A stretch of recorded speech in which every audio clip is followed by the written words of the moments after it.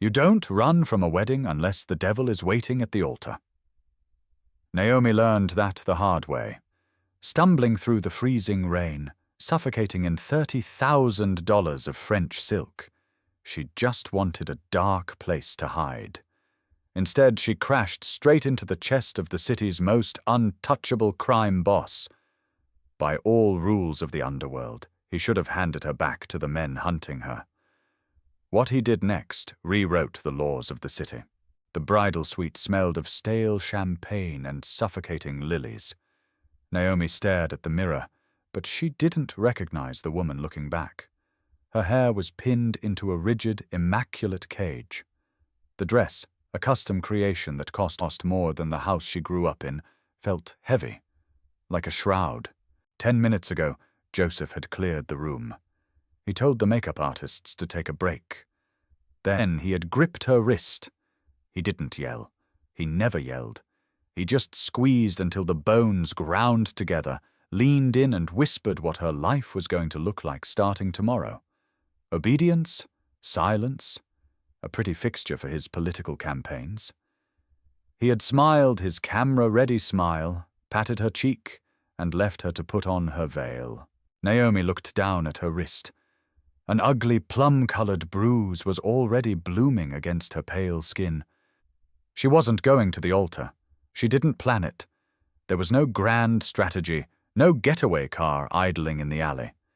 There was only the sudden, violent realization that she would rather die in the street than let that man put a ring on her finger. Naomi kicked off her heels.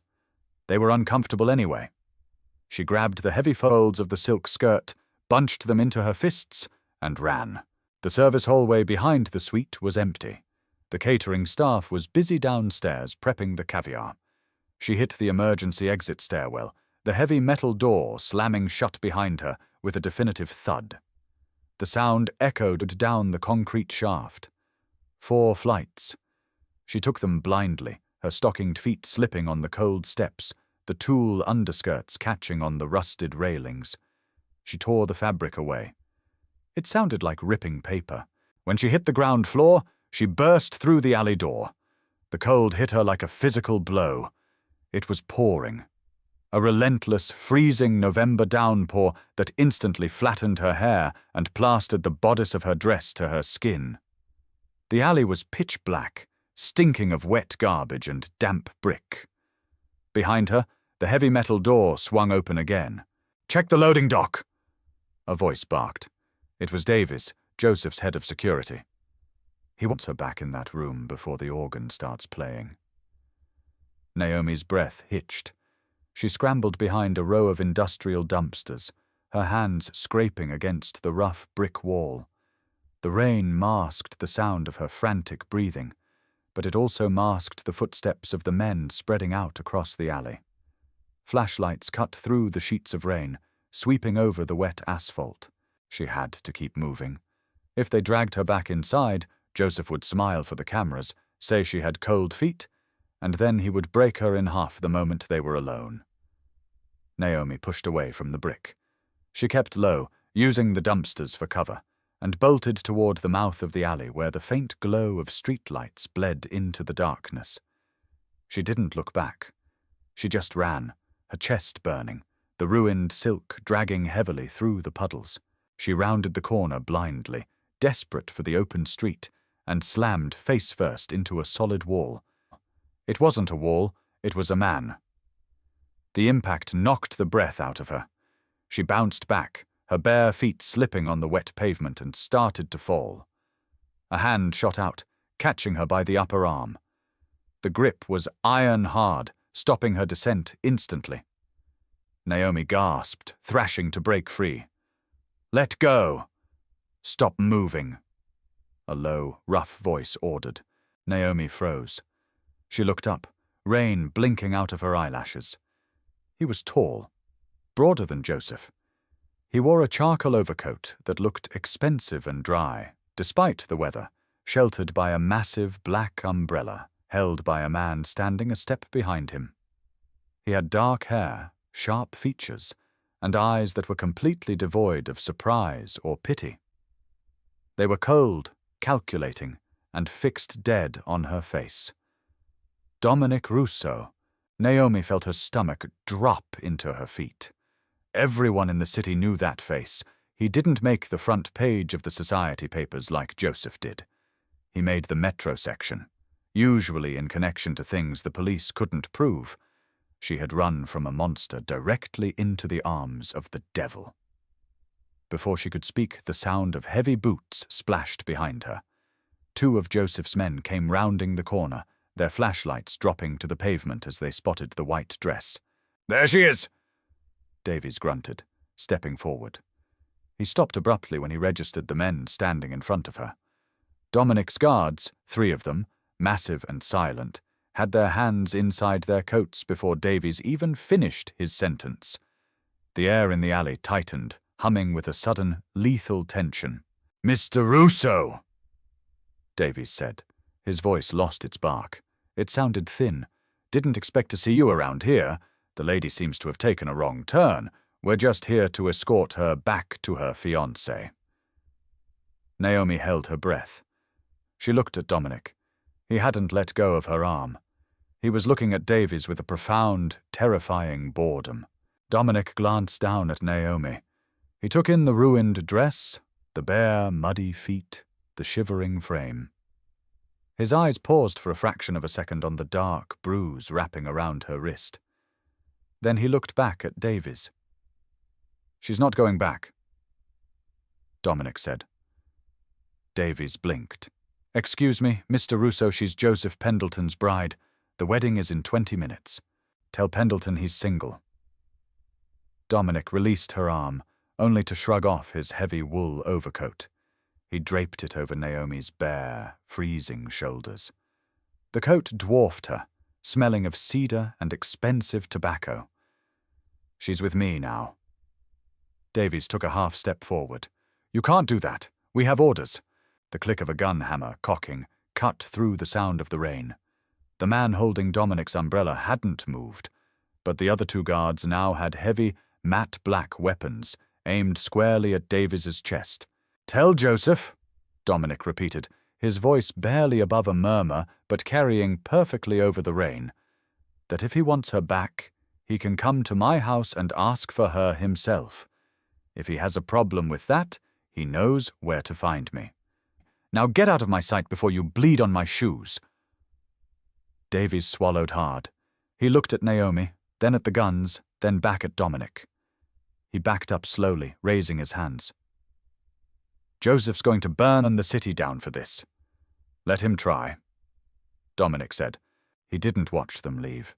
He turned his back on them, opened the rear door of a black SUV idling quietly at the curb, and looked down at Naomi. "Get in." Naomi stood frozen. The coat was heavy and warm, but her teeth were chattering. "Why did you do that?" she asked, her voice shaking. Dominic paused. He looked at her, his expression unreadable. "Because Pendleton owes me money, and he's been avoiding my calls. You just became my leverage. Get in the car before you catch pneumonia."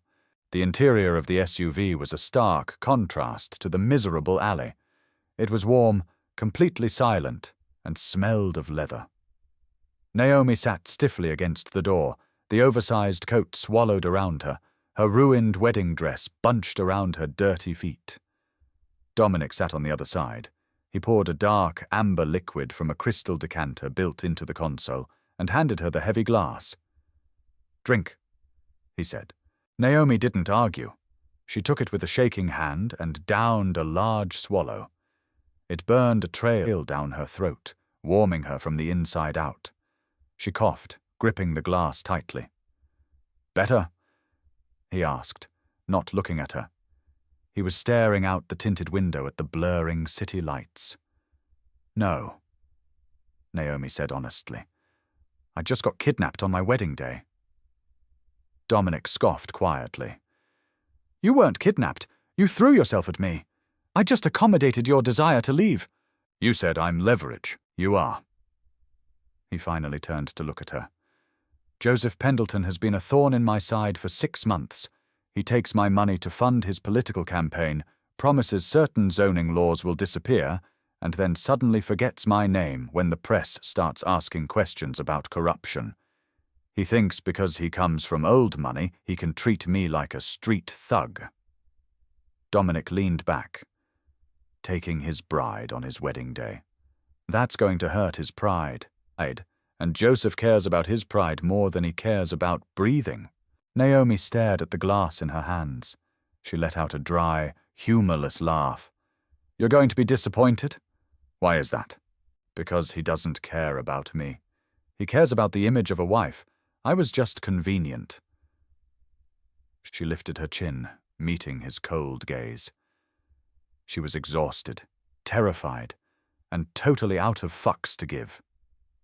If you think he's going to hand over the fortune or change zoning laws to get me back, you made a bad bet, Mr. Russo. He'll just spin this to the press. Say I was mentally unstable. He'll play the victim and find another bride by Christmas. Dominic studied her. His eyes dropped to her wrist again, where the coat had slipped, exposing the dark purple bruise. Who did that? He asked. Naomi pulled her arm back, pulling the sleeve of the coat down. I bumped into a door. I've broken enough bones to know what a grip mark looks like. Dominic's voice remained flat, conversational, but there was a sudden density to the air in the car. Did he do it today? Naomi looked away. Does it matter? I'm your prisoner now, right? Your leverage. My domestic issues aren't really your concern. Don't flatter yourself. I don't care about your domestic issues, but I care about the structural integrity of my assets. If you're broken, your value decreases. I'm not broken. Naomi snapped, anger finally breaking through the cold terror. I walked out. I didn't let him finish the job. A long silence stretched between them. The wipers beat a rhythmic thud against the windshield. What's your name? Dominic asked. Naomi.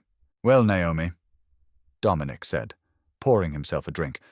You're right about one thing. Joseph might try to spin this, but it's hard to play the victim when everyone in the city knows a mobster walked away with your bride and you didn't have the spine to stop him. He took a slow sip. He'll come for you. Not because he loves you, because I have something that belongs to him, and he can't stand the humiliation. And when he comes? Naomi asked quietly. Do you trade me back? Dominic didn't answer immediately. He looked at the rain lashing against the glass. That depends on how useful you are to me.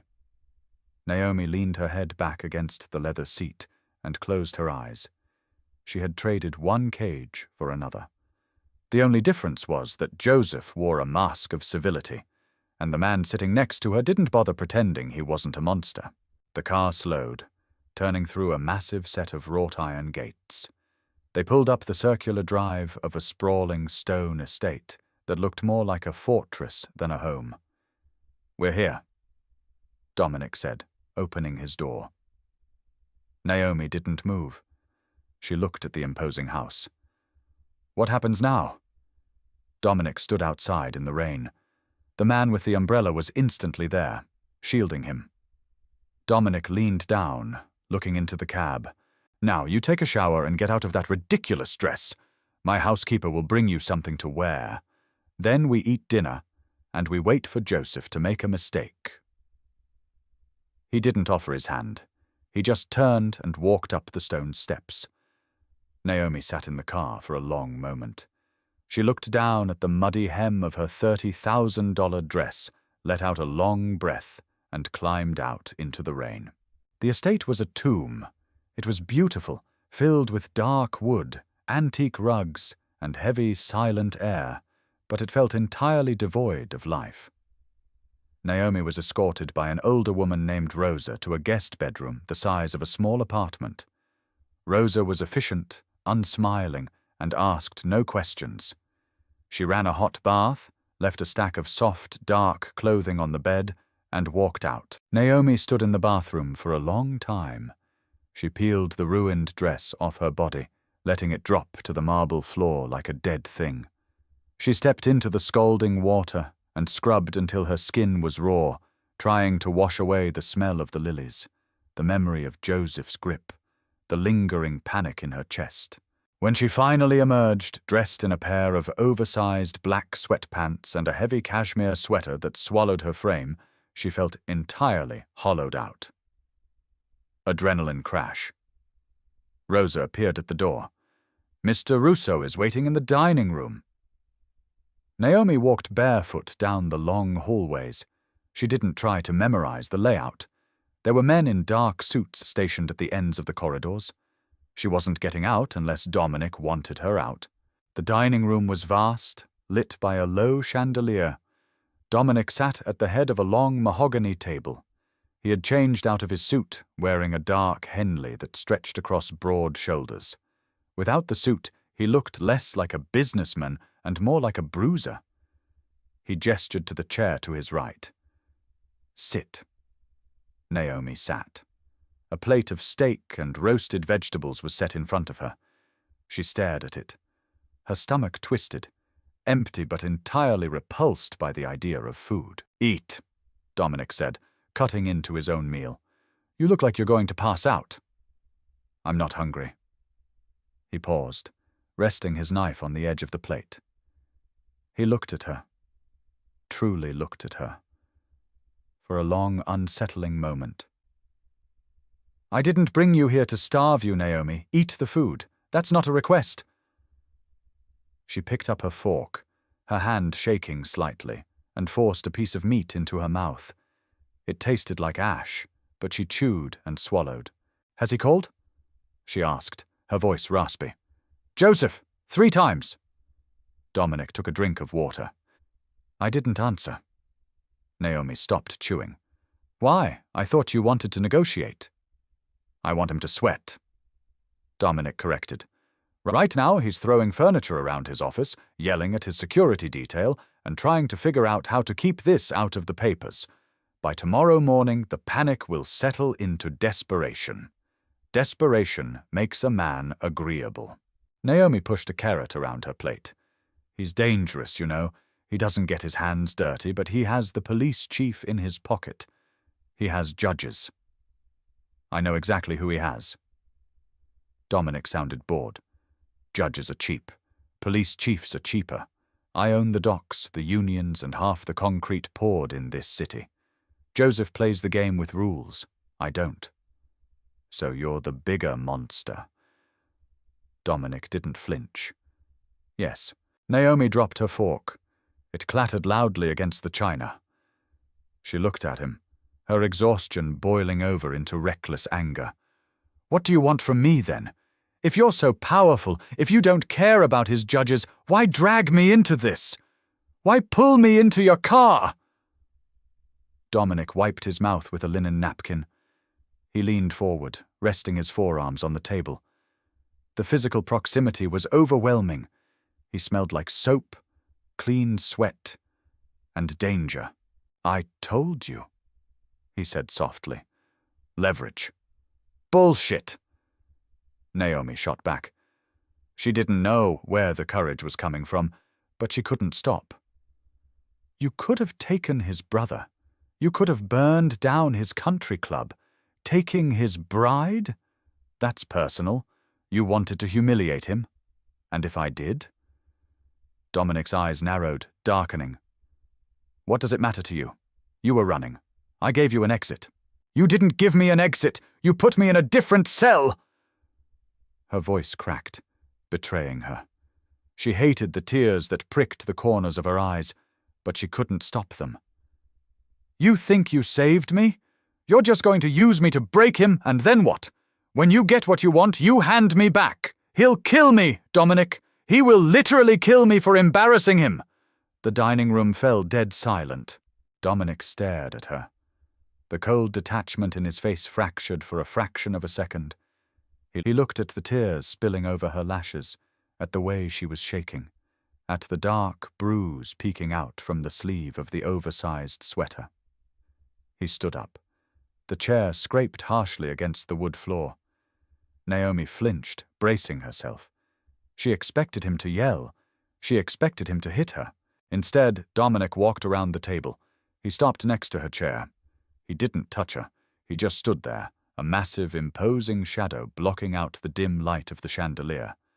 "No one," Dominic said, his voice dropping to a gravelly, lethal whisper, "is going to hand you back." Naomi looked up at him, her breath hitching. "You said—" "I know what I said." Dominic cut her off. He braced his hands on the arms of her chair, leaning down until his face was inches from hers. His eyes were entirely black in the shadows. "I took you to hurt him. I did. But if you think I'm going to hand a woman back to a man who leaves bruises on her wrists, you don't know what kind of monster I am, Naomi." He stayed there for a long moment, close enough that she could feel the heat radiating off his skin, close enough that she could feel his breath. Her heart was hammering against her ribs, entirely erratic. Dominic straightened up. He turned his back and walked towards the door. "Finish your dinner," he said over his shoulder. "Tomorrow we start tearing Joseph's life apart." Morning in the Russo estate did not break. It bled in through heavy rain clouds, painting the mansion in shades of slate and cold grey. Naomi woke up in the massive bed, her muscles aching as if she had been in a car crash. For 3 seconds she stared at the high, moulded ceiling and thought she was in her apartment. Then the smell of the room hit her. Lemon polish, old paper, and the faint, lingering scent of Dominic's cedar cologne on the heavy sweater she had slept in. Memory crashed over her, suffocating and sharp. The wedding, the run, the alley, the promise Dominic had made before walking away. She pushed herself up. The house was dead quiet. She found her way to the kitchen, a sprawling industrial space of stainless steel and black granite. Rosa was at the counter, methodically chopping vegetables. She didn't look up when Naomi entered. "Coffee is in the pot," the housekeeper said. Her voice was flat, giving away nothing. "Mr. Russo is in his study. End of the West Hall. He said to send you there when you woke up." Naomi poured a mug of black coffee. Her hands were steadier today. The blind panic had burned out overnight, leaving behind a cold, hard knot in her stomach. She was a runaway bride sitting in a mobster's kitchen. Panic was a luxury she couldn't afford anymore. She found the study easily. The heavy oak door was slightly ajar. Naomi pushed it open. The room was vast, lined with books that actually looked read, not just purchased by an interior decorator. Dominic sat behind a massive desk. He was wearing a dark charcoal shirt, the sleeves rolled up to expose corded forearms dusted with dark hair. He was on the phone, his tone low and utterly devoid of emotion. "I don't care if the concrete is already poured, Carmine," Dominic was saying, staring out the windows at the rain. "You shut down the sites, all 3 of them. If Pendleton's foremen complain, tell them the union called a strike. If they try to bring in scabs, break their equipment. I want his development project stalled by noon." He paused, listening to the voice on the other end. A slow, cruel smile touched the corner of his mouth. "Let him threaten legal action. He can sue a brick wall. Just do it." Dominic hung up. He didn't turn around immediately. "You sleep?" "Not really," Naomi said, stepping further into the room. He finally turned, his dark eyes sweeping over her. She was still wearing the oversized clothes from last night. She felt small, disheveled, and painfully out of place. He picked up a folded newspaper from his desk and tossed it across the polished wood. It slid, stopping right at the edge in front of her. "Page 3, Dominic said. Naomi picked it up. It was the Metro Daily. She flipped to the 3rd page. A small, tight headline sat tucked beneath a story about a mayoral debate. "Socialite bride hospitalized for exhaustion hours before vows." Naomi read the short paragraph. It quoted Joseph's press secretary, claiming that Naomi had suffered a severe panic attack and exhaustion, prompting a private medical evacuation. The wedding was postponed indefinitely out of respect for her health. Joseph asked for privacy during this trying time. She let the paper drop onto the desk. A dry, bitter laugh escaped her throat. Exhaustion. He couldn't even admit I ran.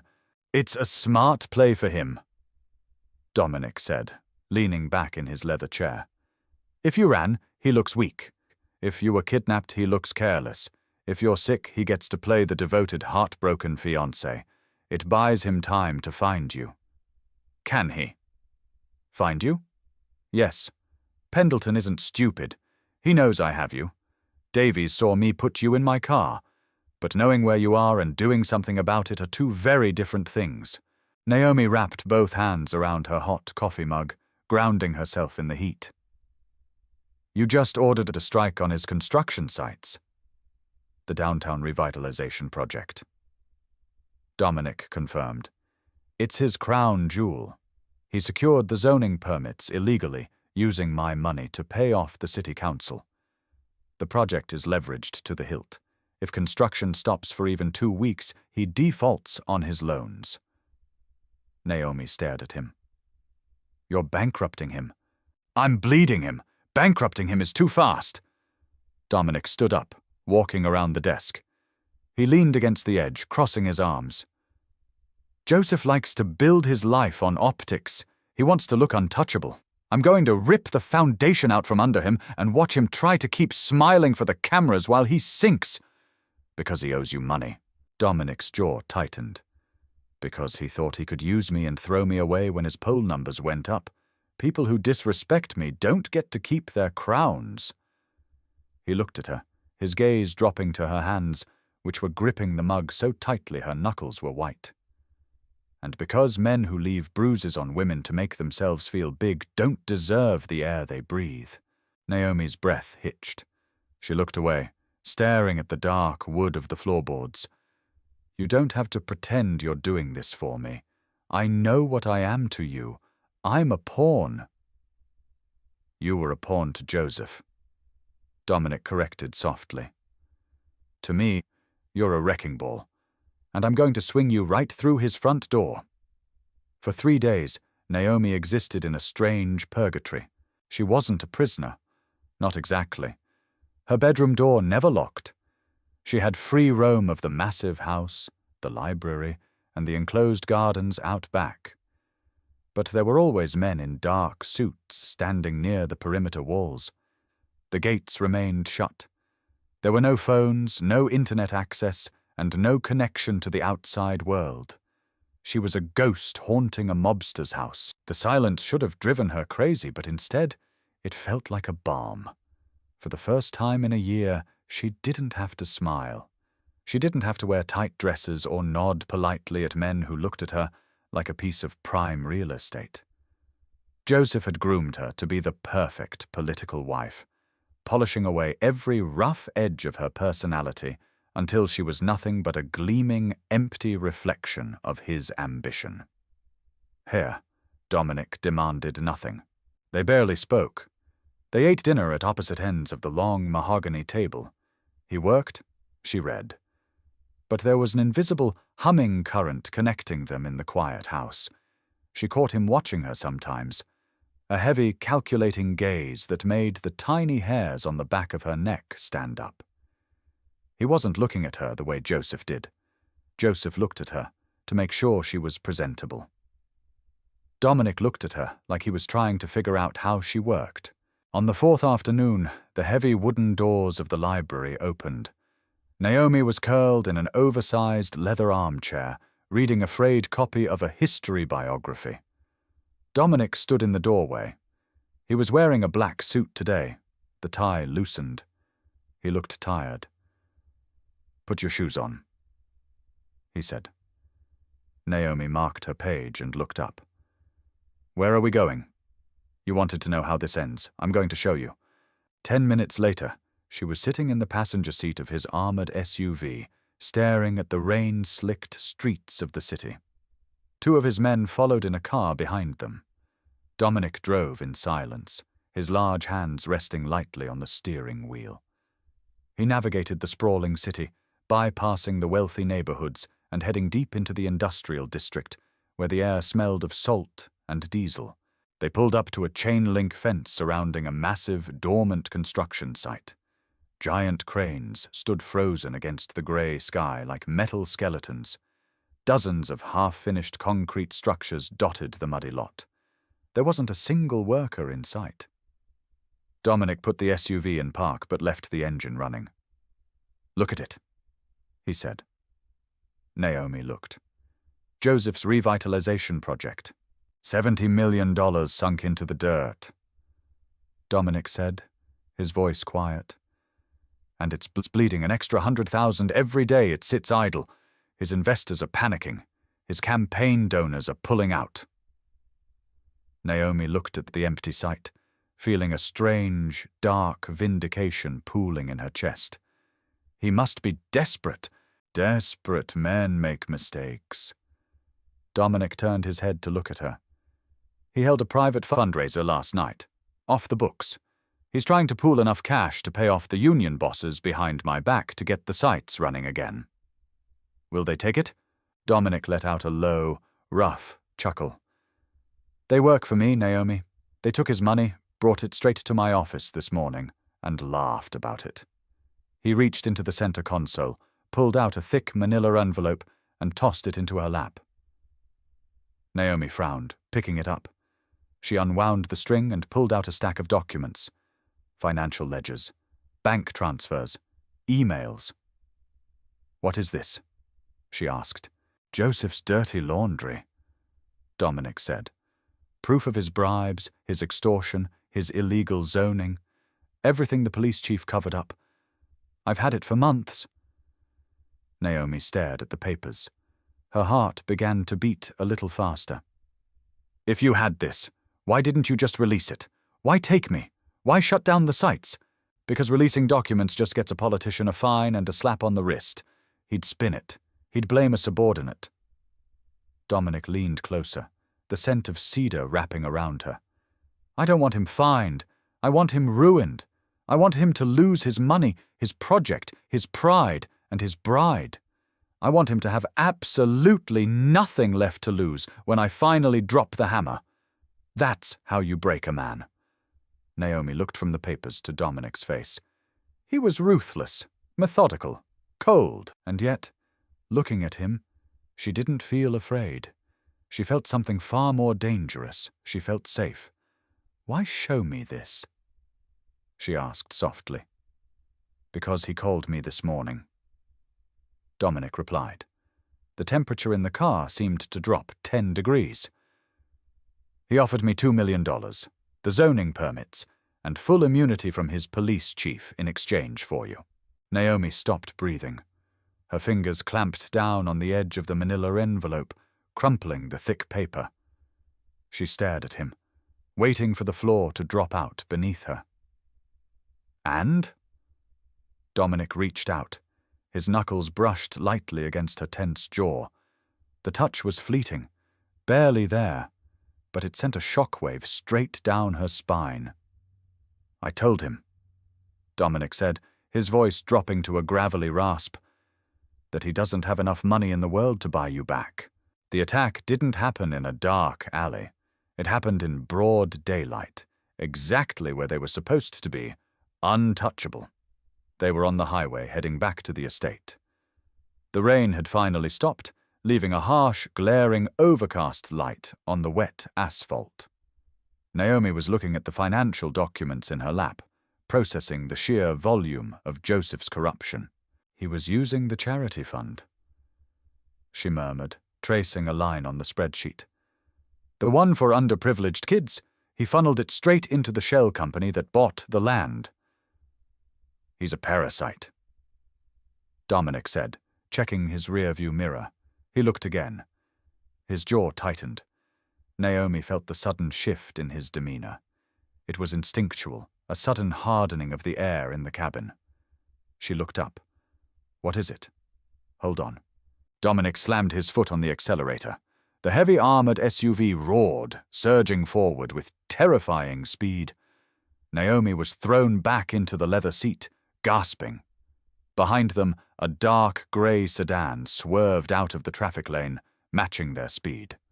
Another sedan, identical to the first, came flying up the on-ramp to their right, trying to merge directly into their flank. "Joseph's men?" Naomi shouted over the roar of the engine. "Joseph doesn't have men who drive like this." Dominic growled, whipping the steering wheel to the left. The SUV fishtailed violently, dodging a civilian car, tires screaming against the wet road. "These are mercenaries. He outsourced." The sedan on their right slammed into the side of the SUV. The impact sounded like an explosion. Metal shrieked. Naomi screamed, instinctively throwing her hands over her head. The heavy, armored glass of the passenger window spiderwebbed, but it held. "Keep your head down!" Dominic barked. He didn't brake. He hit the gas harder, forcing the SUV to grind against the sedan. Sparks flew past the window in a blinding shower. Dominic reached inside his jacket with his right hand, keeping the wheel steady with his left. He pulled out a heavy black pistol. The sedan on their left pulled up, the passenger side window rolling down. A man in a tactical mask leaned out, aiming an automatic weapon.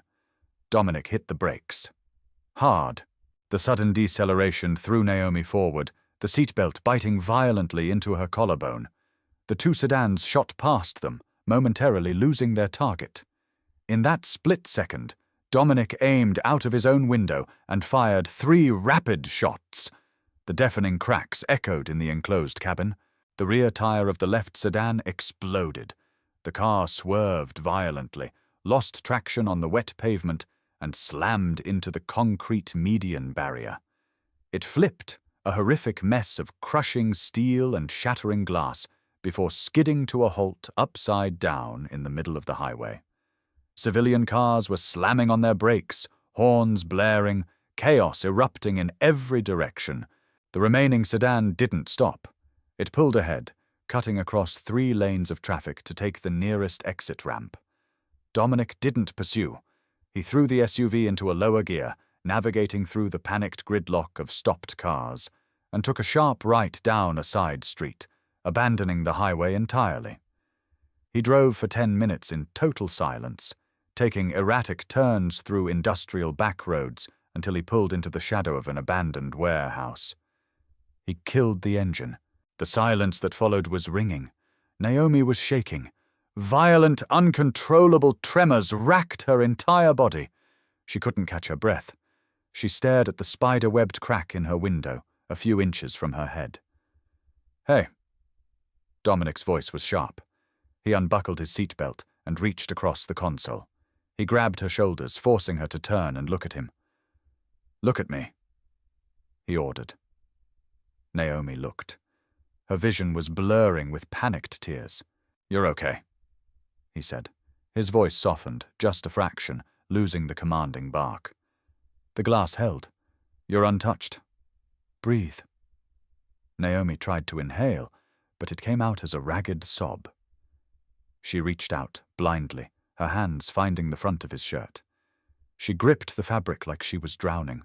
Dominic didn't pull away. He shifted closer, pulling her slightly across the console until her forehead rested against his shoulder. He wrapped one massive arm around her back, a solid, grounding weight in the center of her terror. "I've got you," he muttered, his jaw resting against the top of her head. "I've got you, Naomi." She stayed there for a long time, listening to the heavy, steady thud of his heartbeat beneath the cotton shirt. It was the only thing anchoring her to reality. Slowly the shaking began to subside. She pulled back slightly, her hands still resting on his chest. That was when she felt it. Warm, sticky wetness seeping through his shirt. Naomi looked down. Her hands were smeared with red. "You're bleeding," she gasped, her eyes flying up to his face. Dominic glanced down at his left shoulder with mild annoyance. A jagged piece of metal from the doorframe had sheared through the interior panel during the collision, slicing deep into his bicep. The dark fabric of his shirt was soaked. "It's just a tear," he said dismissively. "It's bleeding everywhere, Dominic." Naomi didn't think. The panic vanished, replaced by a sudden, fierce clarity. She stripped off her heavy cardigan, bunching the fabric up, and pressed it hard against his wounded arm. Dominic hissed, his muscles jumping under her hands, but he didn't pull away. He looked at her. Her face was inches from his. She was pale, her hair a mess, her hands stained with his blood, but there was no fear in her eyes anymore. There was only focus. The air in the car shifted entirely. The adrenaline from the gunfight, the smell of gunpowder, the heavy silence of the abandoned alley, it all compressed, pressing them together. Dominic stared at her mouth, then up to her eyes. The mask of cold control he wore so perfectly had cracked, revealing something raw, possessive, and deeply dangerous underneath. "Joseph just crossed a line," Dominic said softly, his voice vibrating in his chest beneath her hands. "He brought guns into the street. He aimed them at my car." Naomi kept the pressure on his arm. She didn't look away from his dark eyes. "What are you going to do?" Dominic leaned in, his lips brushing the shell of her ear. "I'm going to burn his entire world to the ground."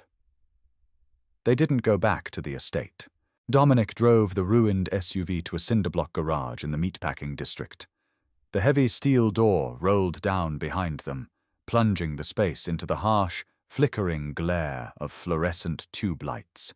The air smelled of motor oil, old iron, and the sharp, coppery tang of blood. Dominic killed the engine. For a moment, neither of them moved. The ticking of the cooling engine block was the only sound in the cavernous room. "Get out," Dominic said. His voice was tight, strained. Naomi shoved the door open.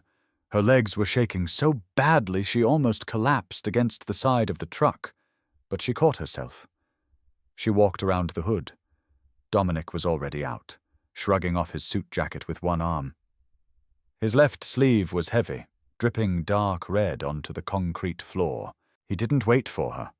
He walked to a metal workbench at the back of the garage, yanked open a drawer, and pulled out a heavy black canvas bag.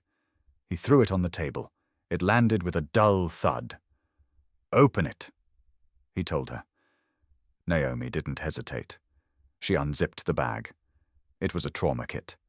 Gauze, surgical scissors, heavy bandages, a bottle of saline, and a curved suture needle.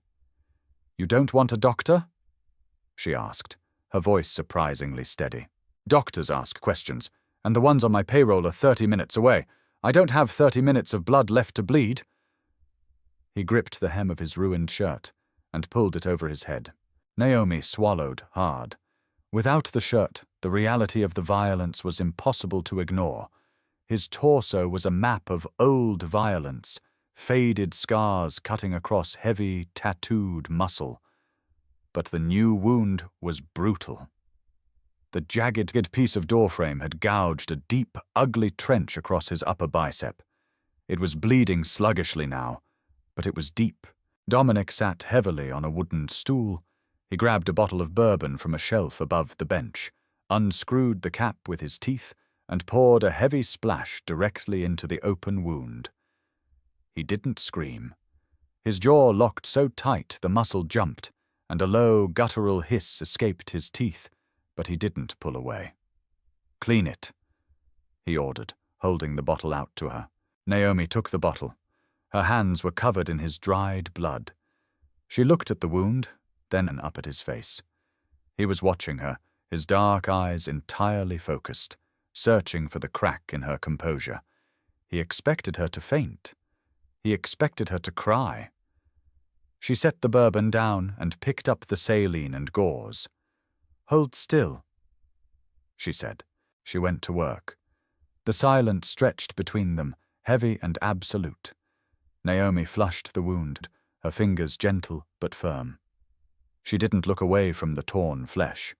The panic that had paralyzed her in the car was completely gone, replaced by a cold, hyper-focused adrenaline. She pressed the gauze deep into the cut, applying brutal pressure to stop the final seepage. Dominic watched her hands. "You don't flinch. I spent 2 years smiling at men who wanted to skin me alive, Naomi said quietly, not looking up. Blood is easy. It's the hidden things that scare me. Joseph, she agreed. She pulled a clean bandage from the bag. Why did he do it, Dominic? If he's a politician, if he cares so much about his image, why hire mercenaries to shoot up a highway in broad daylight? That's not a desperate move. That's a suicidal one. Dominic shifted, letting her wrap the heavy bandage around his arm. Because of the envelope. The financial records. More than that. Dominic looked at the blood on the floor. There's a ledger in there. It doesn't just tie him to bribery, it ties him to a human trafficking ring operating out of the shipping yards. Joseph wasn't just laundering money. He was washing the profits for the cartel, using his charity fund as the front. Naomi's hand stopped. The air in her lungs turned to ice. She looked up at him. Human trafficking. Yes. He told me the charity was for orphans. Her voice was barely a whisper. The profound sickness of it hit her like a physical blow. The galas, the speeches, the thousands of dollars raised while she smiled for the cameras, wearing diamonds paid for by human suffering. He's a monster, Naomi, Dominic said softly. The kind that wears a bespoke suit and shakes hands with the mayor. If those documents go public, he doesn't just lose his election. He goes to federal prison for the rest of his life. The cartel will probably kill him before the trial even starts. That's why he shot at us. He realizes I'm not just holding his bride, I'm holding his execution. Naomi finished taping the bandage. She stepped back, staring at her blood-stained hands. A tremor started in her fingers, running up her arms. It wasn't fear this time. It was an absolute, blinding rage. She walked over to the industrial sink in the corner and turned on the tap. The water ran freezing cold. She scrubbed her hands until the water ran clear, then gripped the edges of the porcelain sink, her head bowed. Dominic walked up behind her. He didn't touch her, but his presence was a heavy, radiating heat against her back. I can put you on a plane, he said. His voice was low, devoid of its usual commanding edge. I have a jet fueled and waiting on a private strip in Jersey.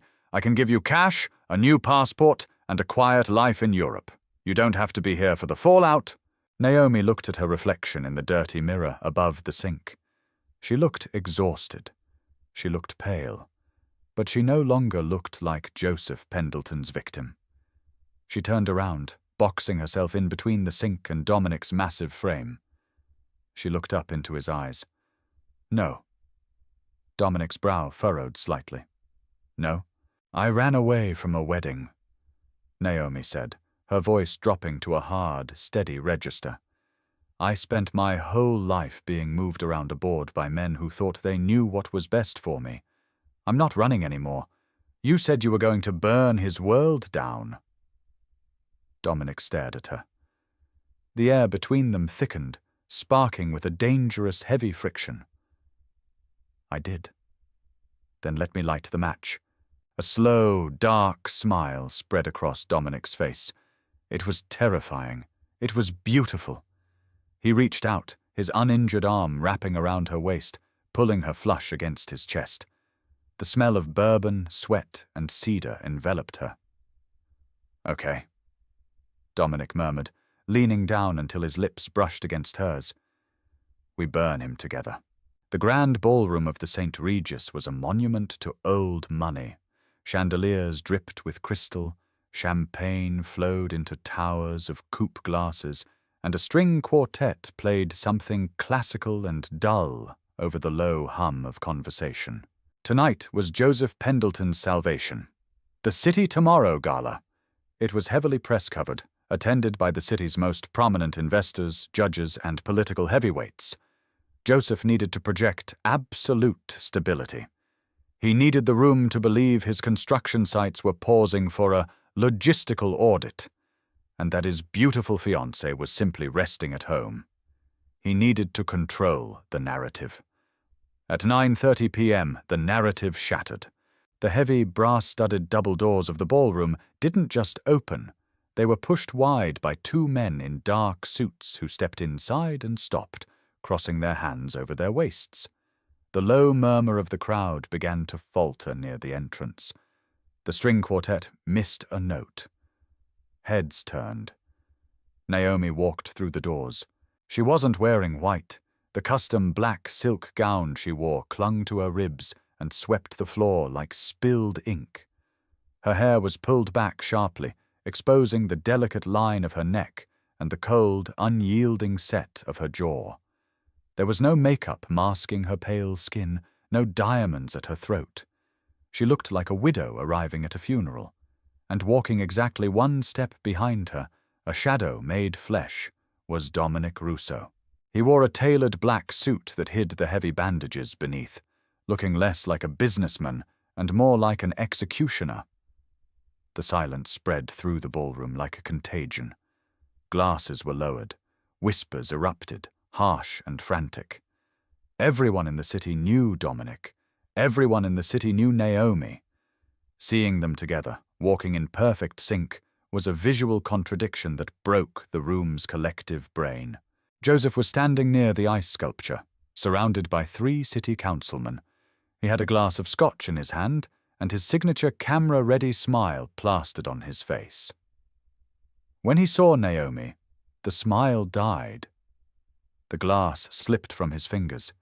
It shattered against the marble floor. The sound was like a gunshot in the quiet room. Naomi didn't stop walking. The crowd parted for them, stepping back as if they carried the plague. She kept her eyes locked on Joseph. She saw the exact moment his confidence cracked, the moment the panic bled into his eyes.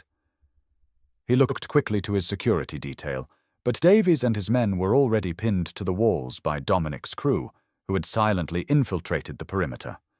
Joseph was entirely alone. Naomi stopped 10 feet away from him. Dominic stepped up beside her, an immovable wall of quiet violence. "Naomi!"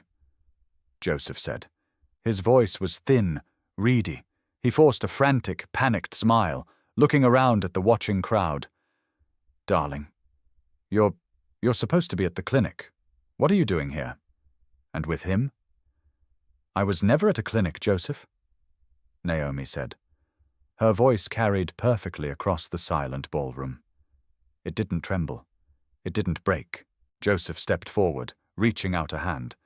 "You're confused. You're not well. Let's go to a quiet room and talk about this." Dominic shifted a fraction of an inch. It was a microscopic movement, but it carried the threat of sudden, lethal violence. Joseph froze. "She's not going anywhere with you," Dominic said. His voice was a low rumble that vibrated in the chests of everyone standing nearby. "She's exactly where she wants to be." "This is kidnapping!" Joseph snapped, his composure finally fracturing. He looked at the police chief, who was standing by the buffet, sweating profusely. "Chief, arrest this man. He abducted my fiancée." The chief didn't move. He looked at Dominic, then looked down at his shoes. "No one abducted me," Naomi said.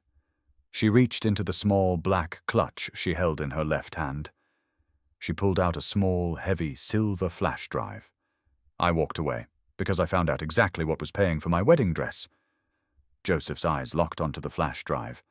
The color drained from his face entirely. He looked like a corpse. "Naomi, stop." "This drive," Naomi said, turning slightly to address the crowd, the investors, the journalists holding their phones up to record every second. "Contains the unredacted financial ledgers of the City Tomorrow initiative. It details $70 million in illegal zoning bribes. It also details the diversion of funds from the Pendleton Youth Charity directly into shell companies operated by the Gulf Cartel." A collective gasp echoed through the room. Camera flashes began to strobe frantically. "That's a lie!" Joseph shouted. He lunged forward. He didn't make it 2 steps. Dominic moved with terrifying speed.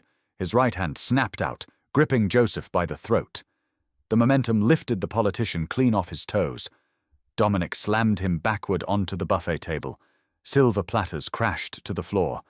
Caviar and champagne spilled over Joseph's ruined tuxedo. Screams echoed in the back of the room, but nobody intervened. Dominic leaned over him, his grip like a vice cutting off Joseph's air. "You sent guns to my car," Dominic whispered, his voice loud enough only for Joseph and Naomi to hear. "You missed. That was your last mistake." Naomi walked up to the table. Joseph was choking, his hands clawing uselessly at Dominic's iron grip. She looked down at the man who had terrified her for 2 years, the man who had bruised her wrists and threatened her life. He didn't look frightening anymore, he just looked pathetic. Naomi tossed the flash drive onto Joseph's chest. "The federal prosecutor has a copy," she said coldly. "The Metro Daily has a copy, and every investor in this room just received a mass email with the same files." Joseph wheezed, his eyes rolling back in terror as Dominic released him. He collapsed onto the floor amidst the broken glass and spilled food, gasping for air. Naomi didn't look at him again. She turned her back on Joseph Pendleton, the flashing cameras, and the ruined gala. She looked at Dominic. "Take me home," she said. Dominic's eyes softened, a dangerous, possessive heat flaring in the dark depths. He offered her his hand. Naomi took it. The aftermath was a massacre, executed without a single bullet being fired. By sunrise, the FBI had raided Joseph's downtown offices. The police chief, implicated heavily in the released ledgers, had quietly resigned and turned state's evidence before the morning commute began. Joseph was taken into custody in handcuffs, his face plastered across every news network in the country. The anchors didn't call him a visionary anymore. They called him a cartel launderer. His investors pulled their money. The bank foreclosed on the construction sites. Joseph Pendleton's empire burned to the ground in less than 12 hours. Naomi sat on the edge of the heavy stone balcony of the Russo estate, a mug of black coffee in her hands. She was wearing Dominic's oversized sweater again, the cold morning air biting at her bare legs. She watched the grey clouds break, a thin sliver of pale sunlight hitting the distant skyline. She felt light, hollowed out, but in a good way, like a house that had been cleared of rot, waiting to be rebuilt. The heavy glass door slid open behind her. Dominic stepped out onto the balcony. He was wearing dark sweatpants and a tight grey t-shirt that stretched over his bandages. He looked exhausted, his hair sleep-tousled, but there was a deep, quiet satisfaction settling in his sharp features. He walked up beside her and leaned his hips against the stone balustrade, looking out at the city. "He was denied bail," Dominic said quietly. "Flight risk. They're moving him to federal lockup in an hour. With the cartel ties exposed, he'll be in solitary confinement. If he ever makes it to trial, it'll be a miracle." Naomi took a slow sip of her coffee. "Good." Dominic turned his head, studying her profile. "It's over, Naomi. The threat is gone. Davies and his men scattered the second the feds showed up. There is no one looking for you anymore." Naomi didn't turn. She kept her eyes on the skyline. "I know. My jet is still waiting in Jersey," he reminded her, his voice dropping slightly. "The cash is still in the safe. The offer stands. You can walk out of these gates right now, and no one will ever bother you again. You get your life back." Naomi lowered her mug. She rested it on the cold stone. She finally turned to look at him. My life was a cage, Dominic," she said. "Joseph built it out of glass, and you shattered it. Why would I want to go back to being a ghost?" "You don't belong in my world," Dominic said. It sounded like a warning, but his eyes betrayed him. He wasn't pushing her away. He was giving her the choice he knew she'd never had. "It's violent. It's ugly. I'm not a good man, Naomi. The things I did to break Joseph, I've done worse to better men. I don't wash clean." Naomi stepped closer. She closed the distance between them, stopping inches from his chest. She reached up, her fingers lightly tracing the edge of the white bandage visible under the collar of his shirt. "I'm not looking for a good man," Naomi whispered, looking up into his eyes. "A good man stood by while Joseph bruised my wrists. A good man took his money and covered up his crimes. I ran from good men." Dominic's jaw clenched. His breathing shifted, growing shallower. "I don't want a good man," she repeated, sliding her hand to the back of his neck, her fingers tangling in his dark hair. "I want the monster who burned a city to the ground to keep me safe." Dominic let out a low, rough exhale. The restraint he had been clinging to for days finally snapped. He wrapped his good arm around her waist, pulling her hard against him, lifting her slightly off her feet. His mouth crashed down on hers. It wasn't a gentle kiss.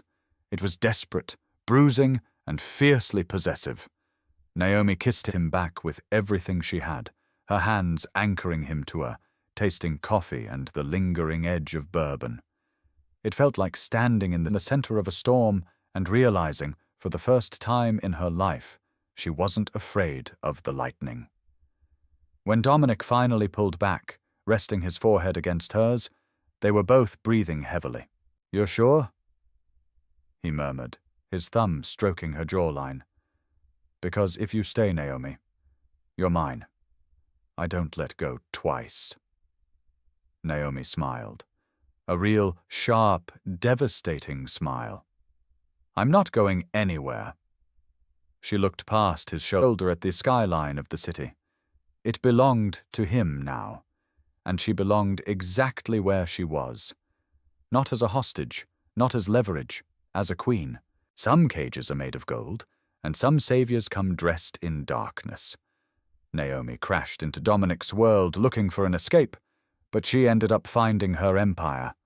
The war with Joseph may be over, but in the underworld, the crown is always heavy. Will Naomi thrive in the shadows, or will the darkness finally consume her? Thank you for following this twisted, intense journey.